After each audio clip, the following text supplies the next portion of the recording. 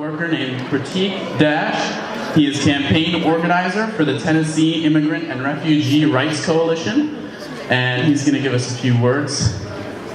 Let's give him a warm welcome. Why don't we?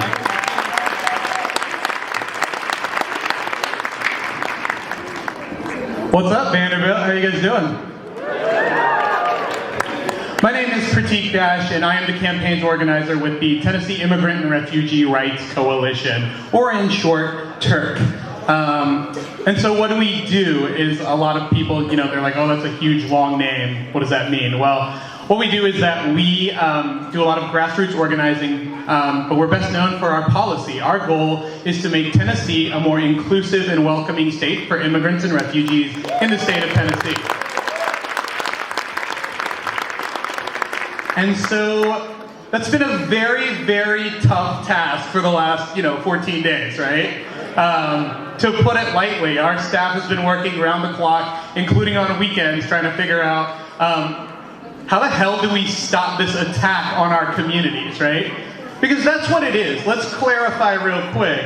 This isn't a making America safer argument. This isn't it's better for us so that we can figure out what's going on. No, all that's BS. This is an attack on immigrant communities in the state of Tennessee, right? There have been 3 executive orders that have been passed.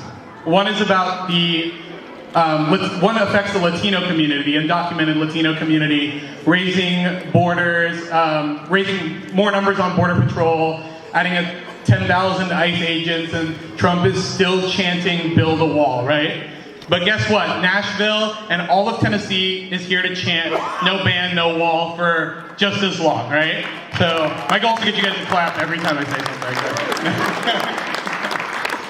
So that's one. The next thing is we're talking about refugee resettlement, right? Trump is shrinking those numbers. He's indefinitely put a ban on Syrian refugees. And then we have the Muslim ban with the 7 countries that, has been lifted because of the federal injunction, right? How many of you guys have heard about that? Yeah. So that has been lifted. There's a little bit of a window. There's a little bit of an opening. And that has happened because community members like you all have been calling your legislators, calling your senators, and letting them know that you don't agree with this, right? And that's how change can be made. We've heard about all the stuff that's going on federally, and I want you all to know that from a state perspective, for the state of Tennessee, there's a lot more coming, and we have to stand together in order to fight it. We have to stand together in order to fight it. And just to give you a little bit of an example, in 2015, the Tennessee state government decided to sue the federal government over having refugee resettlement here in the state of Tennessee. There you go. So what does that mean, right? That basically means that they say, we in the state of Tennessee do not want to accept any refugees, and you as the federal government are putting them here without our permission, right? That's kind of what their argument is. And they're saying, oh, it's not about not being welcoming, it's about keeping my state safe. Which again, we've talked about as a bunch of BS, right? And so, we thought that we had finally put an end to it because the Attorney General of Tennessee, or basically Tennessee's lawyer, said, hold the phone, guys. This is a lot. I'm your lawyer, and as your legal counsel, you guys shouldn't do this, right? And we thought, all right, we gotta win. The Attorney General has said that he's not going to defend the state of Tennessee. So what does the state of Tennessee do? They say, all right, well, we know that those American tax dollars are paying your lawyer bill, but we're not going to use you. We're going to go get outside counsel, another law firm in Michigan, and they're going to pursue that case, right? And that's how ridiculous and how much that, Donald Trump's anti-immigrant rhetoric has seeped down into the state level. And, now our state senators and our state representatives are using this as a political tool to push out this idea of fear to help them win elections. And we just won't accept that, right? I don't know. You guys need to let's try that again. We just will not accept that, right? of you all, has anyone heard about the story about Fuad and Salman? Has anyone heard that? Yes. Yeah, so Fuad, for those of you who don't know, Fuad is a, we're talking about ways that, making change. Fuad is a refugee he's a Kurdish refugee. He got to Cairo, Egypt, and his home is supposed to be here in Nashville. He was supposed to fly into Nashville, and right then, Donald Trump took his pen, signed the executive order, put up the ban right there, right? And we made these calls, and Fuad was turned around and he was sent back to Iraq. And we lost a valuable member of our Nashville community, right?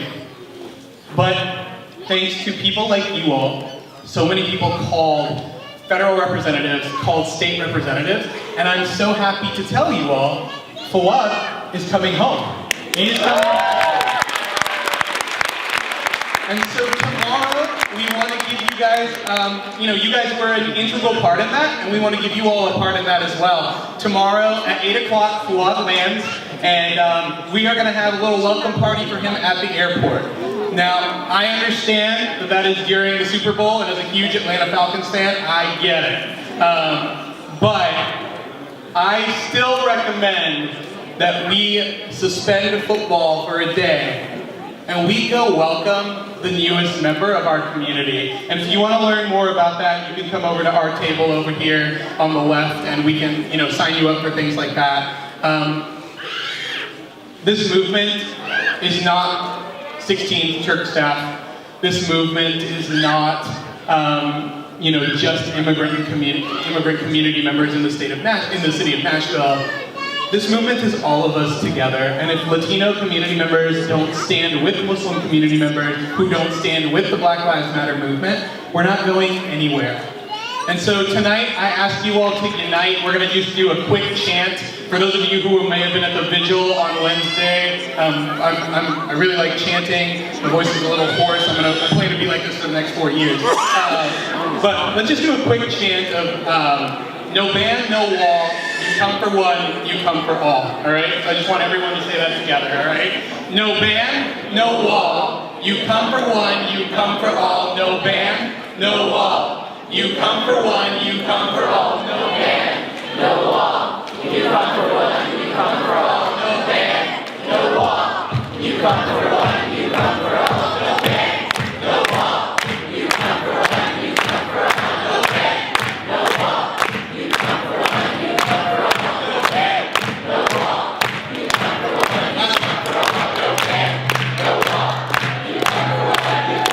Thank you guys so much. Really appreciate it. I'm very excited to march next to you, rally next to you, and stand next to you all for the next 4 years and even longer if I need to. Thank you guys so much.